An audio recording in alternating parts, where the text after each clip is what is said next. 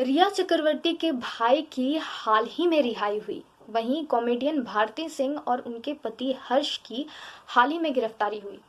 थोड़ा और पीछे जाएं तो बॉलीवुड के एक से बढ़कर एक नामचीन सितारे विवादों में घिरे थे। कभी किसी को पूछताछ के लिए बुलाया जा रहा था तो कभी किसी के ऊपर मेन स्ट्रीम न्यूज चैनलों पर घंटों घंटों पैकेज चलाया जा रहा था। मीडिया ट्रायल से लेकर कैरेक्टर पर लांछन, बहुत कुछ हुआ है बीते दिनों में। ज्यादा पुरानी बात नहीं है, इसीलिए हम और आप भूले नहीं हैं। लेकिन इन सब के बीच विश्व पैमाने पर हुए डेवलपमेंट की वजह हमें सरकार की हिपोक्रेसी, माफ करिएगा, सरकार की पॉलिसी समझ नहीं आ रही है। नमस्कार, मैं हूं स्नेहा और आप देख रहे हैं the silence media. United nation ने अभी अभी मैरिजुआना को खतरनाक मादक पदार्थों की सूची से हटाने का फैसला किया है और भारत ने निर्णय के पक्ष में मतदान किया है। इस खबर से एनसीबी के शिकंजे में आए भारत के तथाकथित ड्रग्स गैंग को कितनी खुशी मिली होगी, इसका अंदाजा आप और हम बिल्कुल नहीं लगा सकते। भारत द्वारा मैरिजुआना को कम खतरनाक ड्रग्स के रूप में मान्यता देने के निर्णय के पक्ष में मतदान करना इसीलिए आश्चर्यजनक है क्योंकि एनसीबी उसी अवैध दवा के इस्तेमाल के लिए बॉलीवुड सितारों को निशाना बना रही है।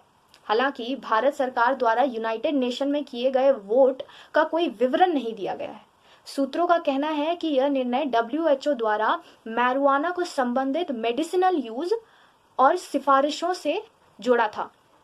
आपको बता दें, भारत नारकोटिक ड्रग्स पर यूनाइटेड नेशन आयोग के 53 सदस्यों में से एक है। इनमें से 27 देश जैसे कि अमेरिका और कई सारे यूरोपियन राष्ट्र शामिल हैं जिन्होंने नारकोटिक ड्रग्स पर 1961 में बने हार्मफुल ड्रग्स के लिस्ट से गांजे को हटाने के पक्ष में मतदान किया है, जिसमें यह हेरोइन जैसे ओपियम के साथ सूचीबद्ध है। जबकि 25 ऐसे देश हैं जैसे कि पाकिस्तान, चाइना, ऐसे देश हैं जिन्होंने प्रतिबंधित सूची में बनाए रखने के लिए मतदान किया है। इस वोटिंग के बाद मैरिजुआना जैसे पौधे दवाइयों के रूप में प्रयोग किए जा सकेंगे। पक्ष में वोटिंग करने के बाद विशेषज्ञों का कहना है कि प्लांट ड्रग्स पर भारत का रुख अब थोड़ा नरम हो सकता है। वर्तमान नारकोटिक ड्रग्स और साइकोट्रॉपिक पदार्थ अधिनियम के तहत इस प्लांट ड्रग्स को रखने या सेवन करने पर कड़ी सजा मिलती है। भारत सरकार के सूत्रों का कहना है कि देश केवल मेडिसिनल पर्पस के लिए भांग या फिर गांजा का उपयोग करने के समर्थन में है। अब आप कहेंगे कि विश्व पटल पर भारत का रुख जरूरी नहीं है कि देश की भीतरी स्थितियों के अनुसार मैच करे। लाजमी है क्योंकि भारत में अंतर्राष्ट्रीय सम्मेलन स्वतः नगर पालिका कानून का हिस्सा नहीं बनते हैं। इसीलिए खतरनाक दवाइयों की सूची से गांजे को हटाने के लिए कानून में संशोधन की आवश्यकता होगी। तो क्या यह मुमकिन है कि अपने इंटरनेशनल पिक्चर को भारत अपने नेशनल फ्रेम में फिट कर पाएगी? अरे, अपने विचारधारा पर चलने वाली सरकार को इतना तो उम्मीद हम कर ही सकते हैं। हमारी सरकार कोई थाली का बैगन तो थोड़ी है जो एक जगह आम को आम और दूसरी जगह उसी आम को इमली बोलेगी। बॉलीवुड की हस्तियों की गिरफ्तारी होगी तो क्या हुआ, हो गई गलती। आखिर रेवोल्यूशन के लिए जीसस को भी तो क्रूसीफाई होना पड़ा था ना। चलिए, विश्व पटल पर कैनबीज लगभग 60 वर्षों के लिए सीएनडी की निषिद्ध सूची में था।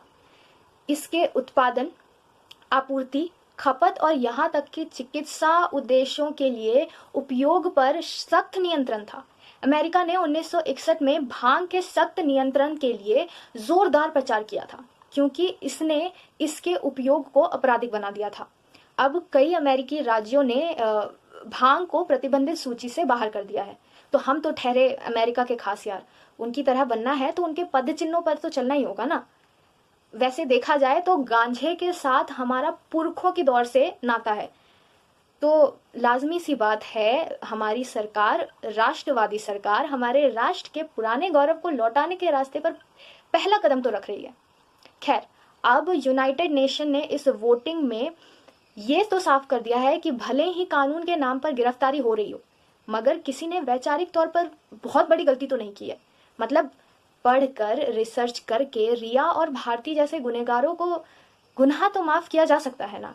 अब इससे पहले कि आप हम पे आरोप डाल डालकर हमें मिट्टी पलीत कर दें, कुछ गलत कहा है तो इग्नोर मारिएगा और हमारी मोटी बुद्धि इतना ही समझ पाई। बाकी अगर आपको वीडियो अच्छा लगा हो तो लाइक करिएगा, ऐसे ही वीडियोस देखने के लिए सब्सक्राइब करें और सबसे पहले हमें सुनने के लिए फटाफट बेल आइकन दबा दें। सुझाव कमेंट बॉक्स पर डाल दीजिएगा। चलते हैं।